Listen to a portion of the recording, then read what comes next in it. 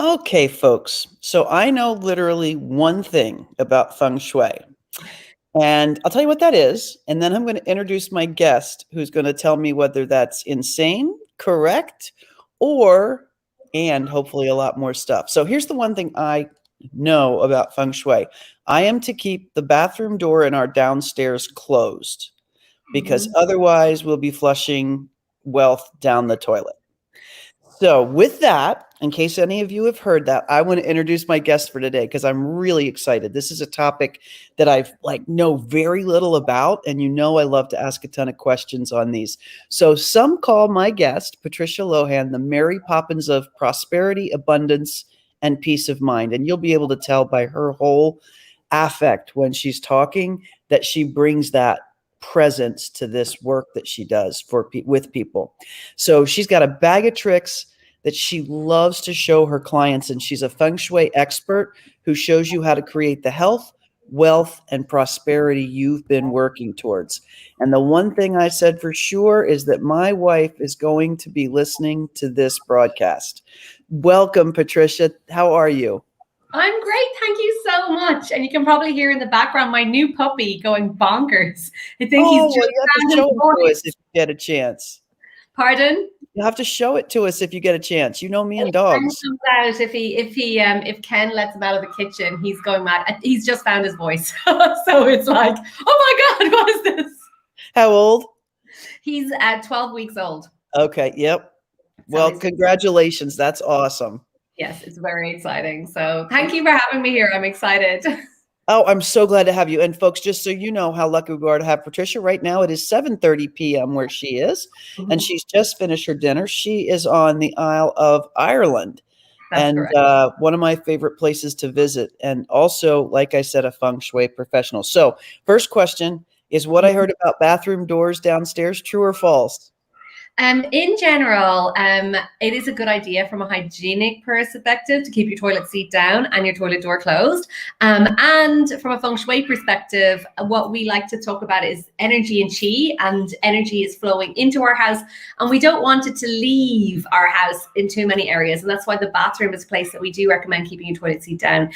Because there's the toilet seat, there's the sink, maybe if you bathroom back in the 80s, a bidet, a tub. So there's lots of exit points. So we do recommend keeping that door closed. But I think, one of the things I see is, some of the wealthiest and biggest clients I have a lot more bathrooms than other people. So it's just one of those things that, for me, it's a very hygienic thing. If it's going to completely transform your feng shui, I can't say that, because to be honest, for me, feng shui is a lot more deeper and bespoke and personalized. That's what I want to know. So first of all, what is probably the most common misconception about feng shui that you come across? The most common misconception about feng shui is that it's kind of some kind of thing about moving furniture. So people will say to me like, oh, so you tell people where to put their couches and their bed. And 99% of the time, I don't care where your couch is or your bed. I just don't, I'm like, oh yeah. And you know what, the thing is, most of the time we're working with houses that people have like an existing house. And if you're fortunate enough to be working with me from scratch, and we're working with an architect to design your house, then we would actually look and be like, oh, we could optimize and have your bed here, your couch here. But most rooms are designed in ways where the couch goes in one place, or the bed goes in one or maybe two options, and we choose the best one of those. So it's not really about moving furniture. Yep, I love that. So one of the things, like I said, I know we're going to be talking about something at the end, folks, and we'll drop it in the comments where you can have some free work with Patricia. And I know that I'm either going to be assigned to it or my wife is going to be doing it, because this is something that's just fascinating to me. But when we first met, you told me a couple of amazing stories about feng shui, not just in your life, but in your now partner's life. And I just wondered if you could relay that a little bit, because I think that this is one of those things that's underrepresented out there in the world of everything that relates to energy.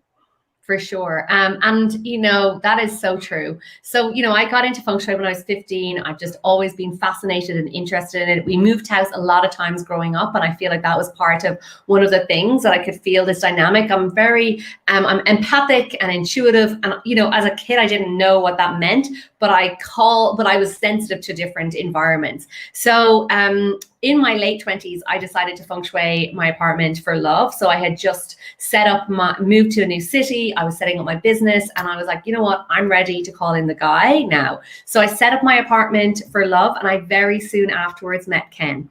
And that was really one of the things, is like, wow, like, you know, people were asking me, my friends were like, there's no spiritual guys out there. There's no nice single guys. You know, it's the same kind of thing that you hear. And I was like, yes, there is. Like, I've just met Ken, you know, and they were like, what did you do? What did you do? And I was like, well, I did feng shui. And they were like, what? So I set up my apartment. Were you teaching it at the time? Were you teaching it at the time, or did you just do it? No, this is just kind of like, I just did it from my remembrance and from the books that I had when I was 15. They were still at my mom's house. Love it. And that's what I did. I really set up the space for love. I met Ken, and I came up here to this house that he has built up here in the countryside. And I was wandering and going, he's feng shui this place too. So he had been also into feng shui. So he had, and we both came together, and I ended up moving in here. And he admitted he'd been into feng shui in his 20s when he was going through his own personal development journey, and realizing that, you know what, if we're trying to like clear out our mind and sort ourselves out, our home needs to be sorted as well. Like they mirror each other. So he really was into it as well, which was amazing for me. I never actually sought out to teach feng shui or this to be my path, but I really wanted to do it for myself and for my home and for both of us. So I said to Ken, I'm going to do this training. Now, when I moved in here, the house there was concrete floors. Nothing had really been finished. It was like a completely blank canvas. I was working at running my business very much like very different to today, cycling around Dublin, doing sound healing sessions for like 50 euros, teaching yoga classes for €5. Ken was working in a contract job, and it was a very different dynamic, you know, and we really didn't have much. We were here living, you know, and it was just grateful that we had a house. So I said, I want to do this training. I'm going to train to do deeper with the feng shui. And he said, so am I. Now, you know, we could have, and probably in a logical word would be like, well, we'll get couches and furniture. Like it was like all lent furniture to us. At one stage, Ken rang and he's just like, they want the bed back and the couch back and all the stuff back. And we were like, oh my God. Oh no. So I had actually table chairs that I owned years ago down in my mom's house, and I'm like, well, we'll take that. Please have a table and chairs. Like, so it was oh my gosh, lifestyle. And we both were like, let's go do this course. So we both did it. It was very like we're called to it. We did it, and within a few months, like literally very quickly afterwards, we had a 6-figure windfall completely unexpectedly. Ken hadn't been paid in his job for 6 months that he'd been in working beforehand, like in that year. He got all the money paid through to him as well. And it was like, it was very visible in our lives. Everyone was like, what's just happened to you guys? Like from literally borrowed furniture to be able to buy furniture, to get our driveway done, like landscaping, painter, you know, all the things, getting a new car, like from cycling around. So it was very dramatic. And we were like, what did you do? And we're like, well, we did the feng shui. So that then really for me was a real like, wow, Ken and I both had been on a very powerful, strong, like spiritual and personal development journey, like clearing our own limiting beliefs, like doing that inner work. But our house was not supportive of that. It wasn't like we weren't flourishing until we did the feng shui. And when we did the feng shui, it was kind of like lift off, like all the things started to happen. You know, I started getting more clients, and, you know, we had the windfall, but Ken got paid. And it was just this sense of like things started to move faster than they'd ever done before, which was amazing. And to be honest, it took me a little while to join the dots with that, because I was working with my clients one-to-one, doing the inner work with them and helping them clear and release. And I loved my job. I loved my work. And what tweaked with me was talking to the client who was coming in. And I remember her so vividly. She got up every morning and did qigong and did her affirmations and ate vegetarian food for herself, cooked another meal for her husband, like went to acupuncture 3 times a week, was doing everything, but still not quite like seeing the results that she should have been Wow. getting all of this work. And I just said to her, I said, do you know, I've just done the feng shui. Can I come? What do you think? She was like, yeah, come on. And I swear to God, I walked into that house and I was like, this is it. There's You knew nothing. it was the I problem. just knew the house was the thing that was stopping her. It was this thing that was stopping her from tipping into the next level, from really gaining the momentum and shifting and getting like a proper quantum shift. So that was so fascinating, because once we did that and realized that, I was like, this is it. So it's like the combination, or, and the nice thing is, like, whether you're doing the inner work or not, or personal development, if you do the feng shui, it's going to get more flow into your life. And that's where things started to unfold for me. And then Ken and I decided we wanted to live or go on honeymoon or go away for a few months. So that was kind of my in-person practice. Was not that, like, it was like people came to visit me, I sold things, and I was a little bit like a trade. I like did a bit of everything. I was a real hustler. Yep, like a lot of us do, right? Like, I was selling incense at the market, I was doing sound healings, I one-to-one clients, like I was like, I had a lot of things like to keep me going, to keep money flowing. And then all of a sudden we were like, well, we want to move, and this business isn't going to feed that. So isn't going to, like, it's not transportable. Yep. So we moved to Bali, and in Bali, Ken thought that he was going to get work from his business, and it wasn't kind of coming. It was just not really. So we're like, all right. And I was like, let's see and do the feng shui. So we started doing feng shui online. And I actually had a conversation earlier on today, and I was like, wow, she said to me, Patricia, you're a disruptor in your industry. And I was like, what do you mean? And when she said it, I was like, you know what? There's nobody doing what we do. Like, we're very unique in terms of the way that we teach feng shui, and the way it's not a DIY. Here's your course and go off and figure it out on your own. It's bespoke. We create customized reports for our clients, and they work along with us in our community. They have a community supporting them. Like, it's very organic. And then we've like created software and did different things. So I feel like we are kind of like to have disrupted the whole feng shui thing of tradition. You go to the house, you do this, and now everything is online. And we have seen bigger, better results being online. And that has been kind of the most amazing part, because people are part of a community and they feel supported. So Pam, you may be like, I don't know about this feng shui, but your wife is like, I want to do it. And this is what we see a lot, like partners, one is like, I want to do this, and the other part is like, so that they don't have that support. Whereas part of our community, they have a support of like hundreds of women who've done it, who've like 10x their businesses, or who have met and married their soulmate, or completely transformed from being on the verge of divorce to be like, oh my God, like we're like newlyweds again, and seeing these things. And they then become the cheerleaders saying, just do what she says, like do this, or this is what she says, whatever it is. It becomes this like team momentum. And that's like been so magical. Yeah, the thing that I'm loving about this, and this is like, if you had talked to me 5 or 6 years ago, I knew nothing about personal alignment and energy flows and all of it. And I have come just miles. I have miles to go, I'm sure. But, all of a sudden, in talking to you about this, I'm like, it makes complete sense, because if I have things lined up for me, and yet I'm trying to influence my surroundings, I've got these 4 walls that have to be in cooperation with that. Mm-hmm. And, kind of the first time that ever clicked for me was when we first talked, that there's more to this than just your own personal alignment. And it feels to me like that's where feng shui, done the way you do it, fits into the equation.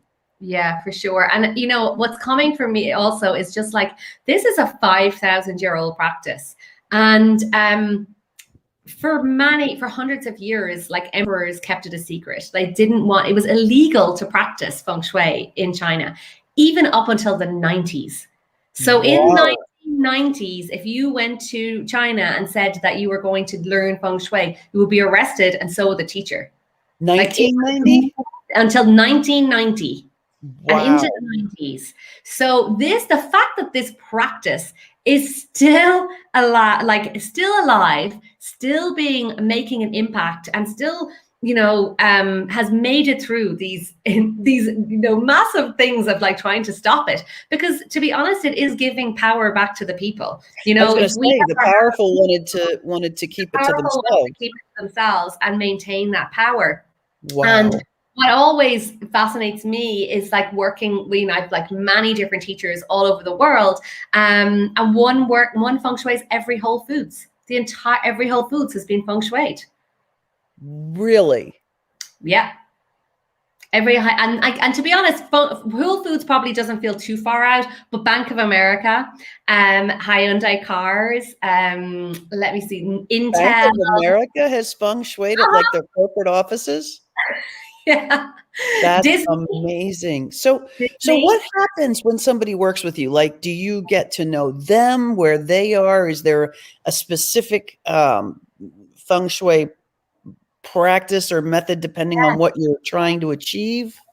I love this question, and I love it from an accounting perspective. So we actually have so my first accountant was like my best friend, and when I first started doing the feng shui, I was like, well, I'll have to run the calculations and the numbers on it. And she's like, you have to run numbers to do This is why I knew I liked you. And I was like, yes, we do. So essentially, when we do feng shui, we actually have a very methodical system to calculate what's going on energetically in your home. And we take the year your house is built. So it's like your date of birth, the date the house is built. We look at there's a very bespoke compass. I actually had one here earlier on my desk. Specific compass that shows us like literally the exact degree that your house is situated at, and we do all of this virtually. It's like amazing, Google Maps and Google Earth, and then there's you do that like with dropping down out of Google Earth. Yeah.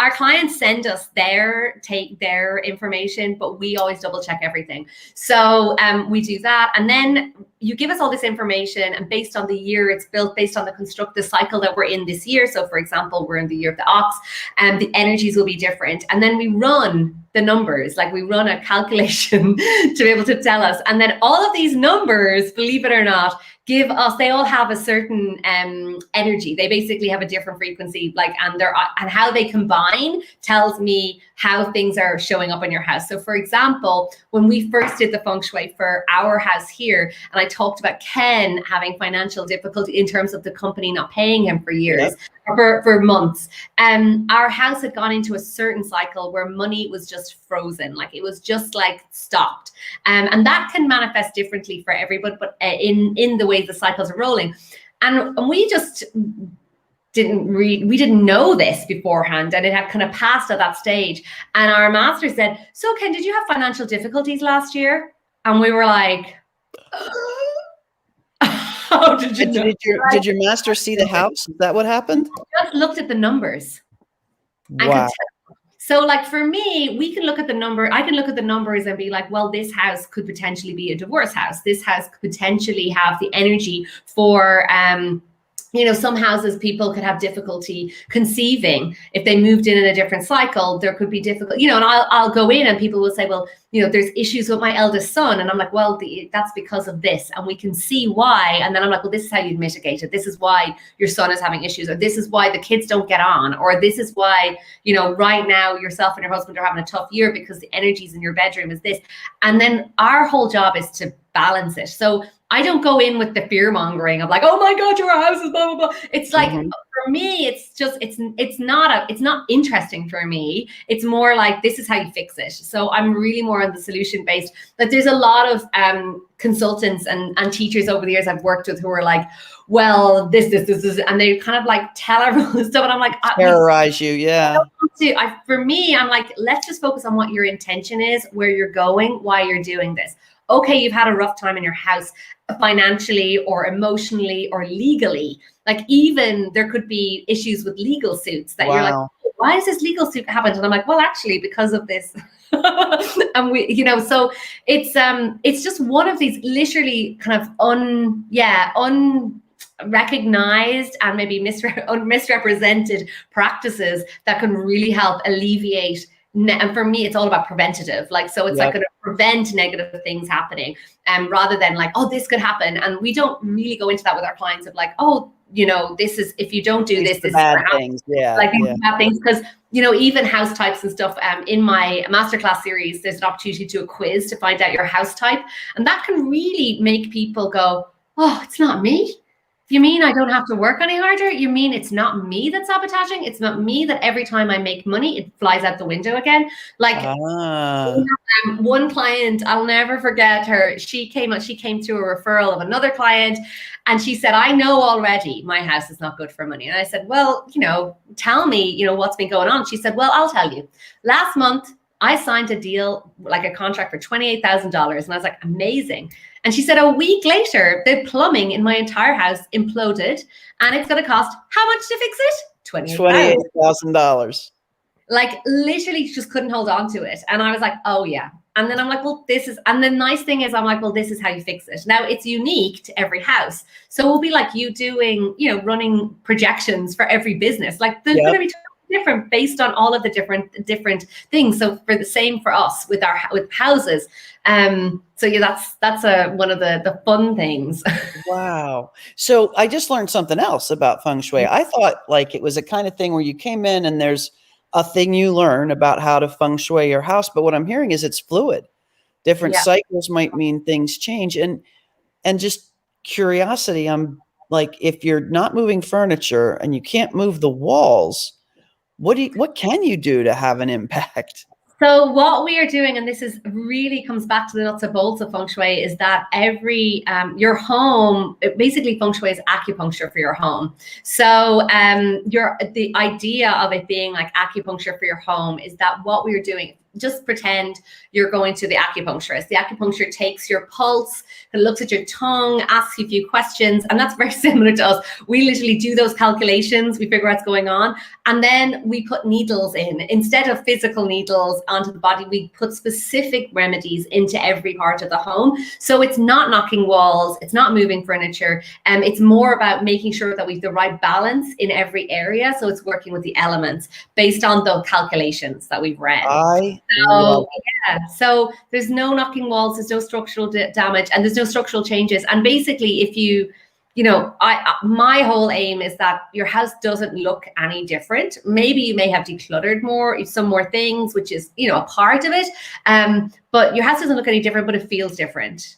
And things are flowing more easily. And, and even, multi-million-dollar homes that I've worked with over the years, like mansions, they may be very abundant, rich homes. They may be totally interior design, but the feng shui could be terrible. There can be a lot of drama, and that's, it's like, oh yeah, we want the money, but you don't want the drama. And then we want to, or it's vice versa. And it's like all the happy families, but like we never have a penny, so it can be a combination. So, and it can be, and the other thing is, depending on the people in the house, it can manifest differently kind of as well. Oh, for each person in the house. Yeah. Wow. What do you do if, like, is there ever a situation where you have two people with such different energies that there's not one thing you can do that helps? Oh, great question. So we just, first of all, work on the house itself, the energy, and then that balances, and then that helps everyone else kind of get into balance. But we can also do like personal feng shui. So for example, if you see me most of the time, I'm wearing red or pink or purple or orange, and they're my like power colors. They're the colors that give me energy. So I'll often wear those, especially if I'm doing interviews or if I'm on a long day, I'll like intentionally put one of those on. But for example, Ken, none of those colors are good colors for Ken. So he would be in blacks or blues, and they're the right colors for him. So we do that for our clients as well, and they can learn that. And the same goes for setting up their office, for example, in their workspace. There's certain directions that could be more powerful than others, but that's part of it. So when we do the house, it kind of balances for everyone, and that actually honestly is one of the most fun parts of this entire thing. So a couple of weeks ago, I interviewed one of our clients, and Ken had actually interviewed her because we talked to our clients to find out, like, well, why did you sign up? What was the thing? Just some customer feedback. And she said, she's just like, well, I did your free training, and my son got a $16,000 like windfall and paid off all his student loans. And we were like, wow, amazing. So Ken came down and said, oh, Michelle, like her son had this amazing thing. And I was like, oh, maybe we should interview her for when we're putting our program out, and we'll come on. The first thing she said to me, she's like, Ken got it wrong. It was $60,000, number one. Second thing is that you have completely changed my life. Third thing is I've manifested my dream house. And I can list out, and she literally had a pen and paper and listed out $200,000 like of things that she could literally link back to since she'd done the feng shui. She's like, and this, and then I got this check back from this lawyer, and then I got this pay rise, and I'm not even meant to get a pay rise. And then because of COVID, this other thing happened. And literally she had this huge list, and she's just like, oh my God, it's just like amazing. You know what it sounds like? It sounds like it puts the personal faith and energy work on steroids. Totally. It's almost like totally. I'm feeling in this conversation just a whoosh come through. Like, there it is. It's like you felt mildly constrained, but there's something you can do to it's almost like a chiropractor, just adjust this outer thing, and bam, so I'm thinking of something now. Nobody's probably going to be interested in this, but it's my live, so they have to listen. So I have a great office set up upstairs. I love it. And I have this little nest I sit in down here, which is in my living room on a couch that's like 4 feet deep, that's really comfortable, and I can put my computer on my lap. And I work down here probably 80% of the time. Mm-hmm. And I don't know why. I've got a beautiful office upstairs. So now I'm thinking, Deb, and I have to attend your free masterclass and start to learn from you, because I want to know what that's about now. Yeah. And, we inherently know the places that are supportive for us. So it will be, as if we were we'd look at the numbers and be like, well, Pam, the reason you don't spend time is because the energy is not great, but this is what you put in to balance it, and this is how, so then you'd be like, oh, I love spending time there. And I actually had a similar question on another call I did this morning from someone who's just like, I tried working in my studio outside. I tried working in my spare bedroom. I tried working here. Now I'm on my kitchen table. So, and I'm like, that's okay, because you're intuitively feeling the place that's most supportive for you right now. But we can still balance and make the other place, so the office, more supportive if you wanted. If you're God, we are so hiring you. We are so joining your circle. There is no question. And it's not Deb anymore. Now it's me. I just have never put all this together as part of the whole package. So when you're working with people who don't work at home, do they also look at doing their offices? I mean, is there such a thing as feng shuiing your car? Good question. Well, when we work with people I always ask people to start at home, most of us now are working from home. I've been working from home for years, so it hasn't been a big transition for me. But for those who do go out to an office, we have worked with offices and businesses. So if we're working with a business owner, we've feng shuied hairdressers, we've feng shuied events companies' offices, we've feng shuied, you name it. Like any business could be feng shuied pretty easily as well. And they'll kind of come when there's a bit what's going on. I feng shui my parents' business, I feng shui their home. So we can do businesses as well. And that's really fun. We did an accountant's office. An accountant's office in Ireland. And what we did also was that we looked at everybody's roles in the business and brought them together and got them in their right power positions and set them all up to success. And even the CEO himself and his brother were co-founders, but he was kind of the boss or whatever, he had the more senior role, and yet he had the smaller office. And I was like, we gotta change this, and it wasn't too noticeable to him, but I was like, no, this is just off. So his brother wouldn't move. The guy who hired me, his brother wouldn't move offices. So then we were like, well, what's the solution? And we were figuring out. And then all of a sudden, we just had this brainwave of this is your best thing. And he's like, I know what I'm going to do. And he basically had another room beside that he brought in together. Now he has an office 2 times the size of the brother. But it was just I got so much more creative. I allowed myself more space. And I'm in my right direction, and he's the furthest. So the other thing, especially in CEO positions, he had a big business and a big company, he was very close to the entrance. So a lot of the energy was coming in and getting caught with him. He wasn't able to focus. So we needed to get him as far away from the front door and reception and entrance, from being seen by anybody, so he could really do his zone of genius stuff and not be kind of caught in the day to day.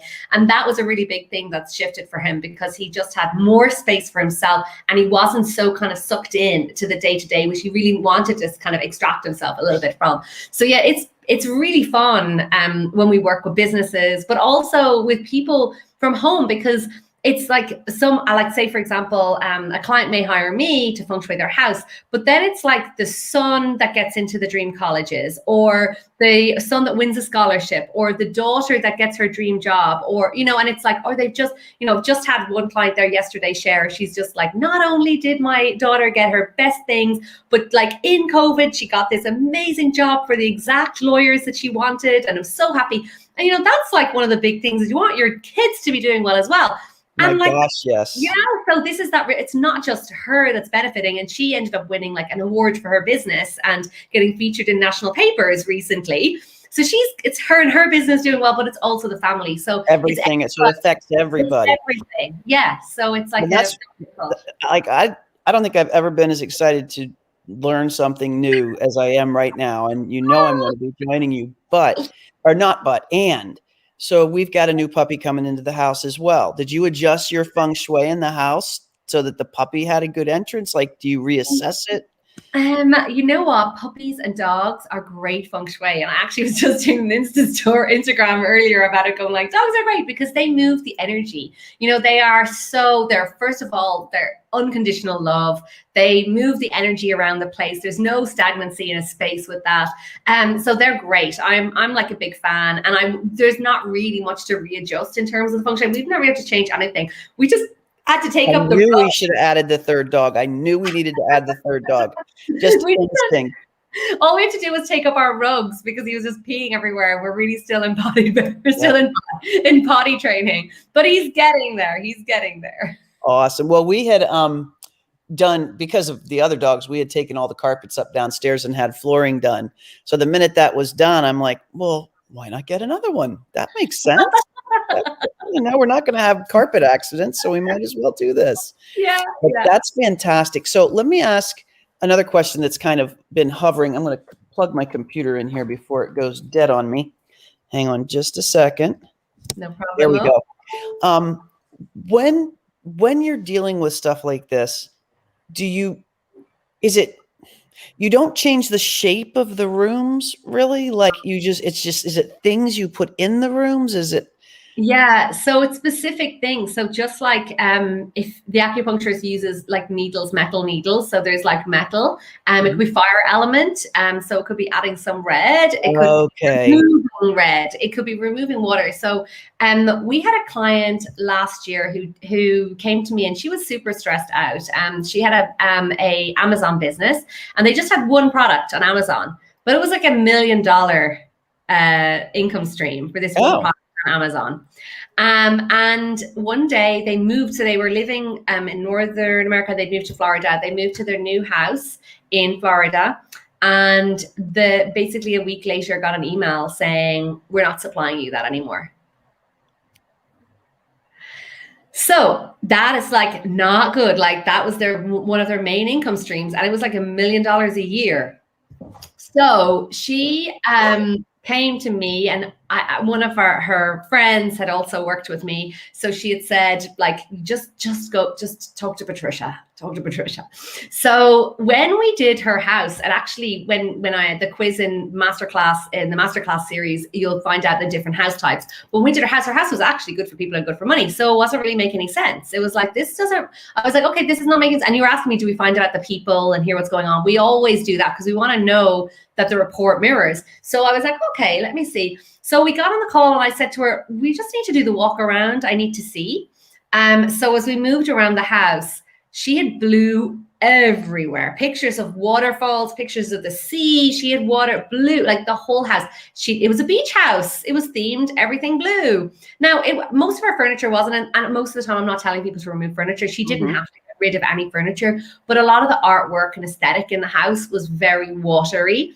And I was like, this is not supportive. Like, it's damp, cooling, depletion, like it's emotional. So she was a bit of an emotional wreck because of all of what was going on, obviously. And it was just not good, like too much. It was just too much water, like excess of water. And that really was what I was like, oh, we need to shift this out. Like this is where you can hang some water picture there. Got it. But Got it. other areas, we didn't need any water element in her house at all. And her whole house was just kind of covered in it. So without even knowing it, like her decor just had kind of been, and there was a lot of anchors actually as well. And that's what that anchors of being like stuck. So there's a lot of symbolism with different things as well. And last month she had a 200K month. After almost tanking the business. Not her, but the business almost being tanked. Yes, she reconfigured and did something new and had a 200K year, a 200K month.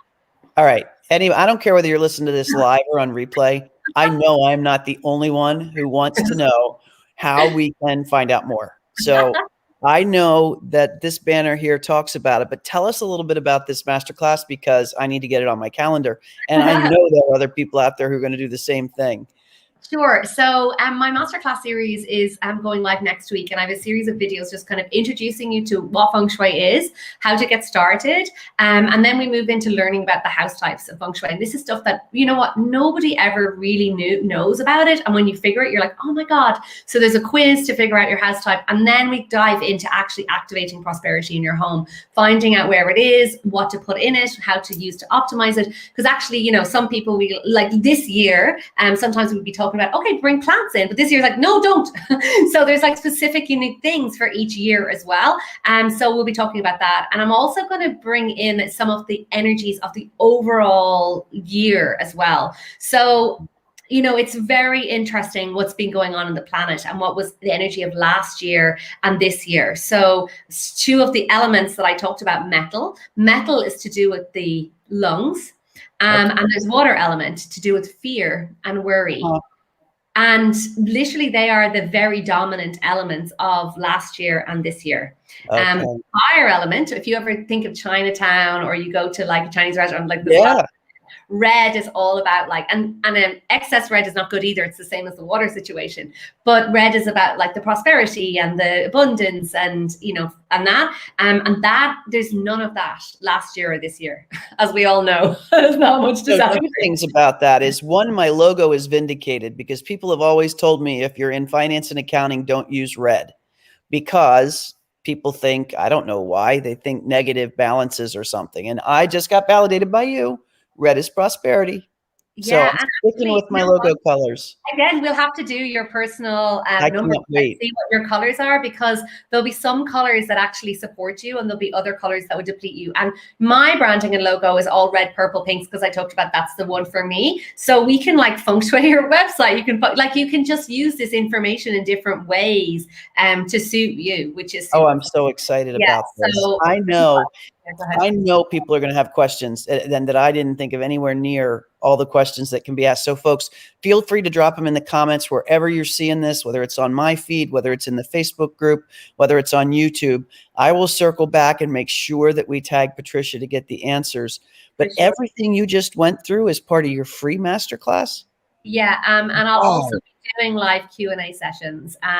You know, there's so much misinformation about Feng Shui out there, and during the free masterclass series, I do a live Q&A after everyone. So you in my Facebook group. So like kind of the next day, you can watch the video and then you can either post the message, a question in the Facebook group, or you can send it to one of my team and they will give it to me. And I literally just go through answers for people. I'm like, this is because I want people to actually realize the impact that their home's having on them. But also Google has a lot of misinformation. You know, someone was asking me, I don't know what, it was in my group actually. Someone was like, oh, what do you think about these frogs with the coins? And I'm like, I don't have one. What?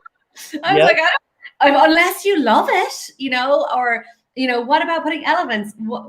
Unless you love it, it doesn't matter. Exactly. So like, that's for me, what's most important is if you love it. But you actually love it and you feel good in it. Exactly. Yeah.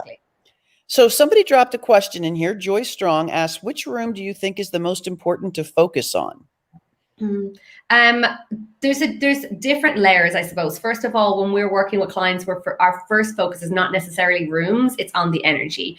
The next layer then is when we're looking at rooms, would be, you know, ones you spend the most time in. So I love looking at the bedroom and the office. You know, they're the because, you know, if you're spending the most time in it, and that, you know, for you, Pam, you're like, I'm not spending time in my office. So this, where you are spending time, is going to be important. So it's Yeah. that, like, where you're spending time. The bedroom Love is it.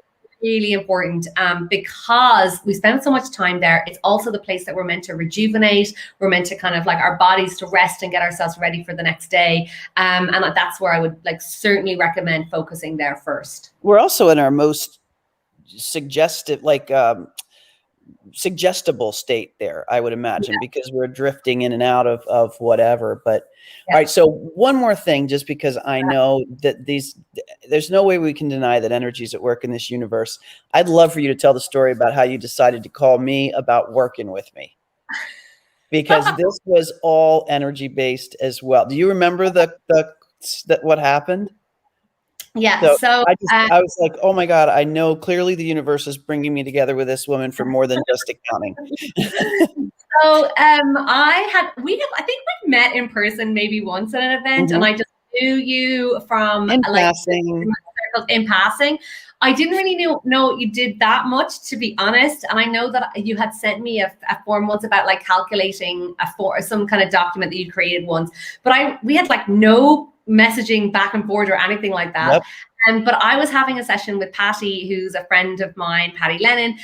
We were chatting to her about, she does like energy on your numbers. So we were looking at that. And I knew me and Ken needed some help with our finances. And not necessarily like help with sort our finances, but we're in a new situation with our finances. And we wanted someone to help us with structure and setting it all up and everything. And I had talked to like one person, I had an appointment with someone else, but we were talking to Patty. And Patty literally said, no, there's somebody else. And as she was saying there's someone else, I wrote down Pam Pryor. Like I wrote her name on the page, and Patty goes, Pam Pryor. And I was like, Ken, you see that? I wrote this before she said that. I love that story, because I had met Patty only once. And it was at an event out in San Diego, and she like, it was an amazing moment. Like something happened, and someday I'll tell the whole story, because it's a pretty incredible story. Especially with someone I had never met before, like truly never met before. We had a mutual friend who said, oh, you ought to go find each other and have lunch, which we did. And then we had corresponded maybe once or twice over a 3-4 year period. So that all happened was what made me go, okay, clearly there's more here than just doing finances. And I'm now picking up on exactly what that is. So I can't wait to get started on our house. Exciting. And you know, this is, I feel like, especially when we start in that energy and this flow and tapping into it, it's just the possibilities and the synchronicities start to increase like so much. And it's that, like when we've been doing that alignment of that energy thing, and then you tap into more with our homes, it just, you know, it goes on super turbo charge. I am so excited. I cannot thank you enough for taking the time to come on here today. I think people are going to get so much out of this, and we're going to get questions. I know it. I will ping you and copy you on them. I'll also drop this patricialohan.com masterclass, which I'm going to go do right after we get off this live, in the comments, so that everybody can get it. Let me do that now so that it goes everywhere, because I don't want people to miss out on this. And if you had one thing to tell us that we could do today or tomorrow to help with the energy flow in our homes, what would it be? The first thing I would say to you is just have a look at your house with fresh eyes. So fresh eyes is just a practice to kind of look at some items in your house, just one area, and be like, is this mirroring where I'm going in my life? Like, does this represent where I'm going in my life? And if it's not, if it's just something like, you know, or even that fresh eyes, like feeling just like, does this feel like it needs to be here? So we did this the other day in our own living room the other day, myself and like just looked at everything. And there was this like vase, like a glass vase, and it was kind of a candle holder vase. I don't know if it doesn't know what it wants to be. And I said to Ken, I was like, what do you think of that? And he's just like, it drives me crazy. And I don't know why we still had it. And I said, I don't know. He said, every time you put it, it should be a candle holder, but the candles go wonky in it and everything. I was like, okay, it's gone. You know, so it's just these subtle little things. If you go around your house, I bet you there's some vase or something, you know, that that isn't supportive, you know. Or I remember doing this with my mom one day, and we were just like, she was looking at this little thing, this little candle holder thing, and I was like, oh, like that has a little chip on it, and I was like, oh, what are you giving it? She goes, your sister gave me this for her first school tour away. And I was like, oh, okay. I was like, okay, that's no problem. You can keep that. No.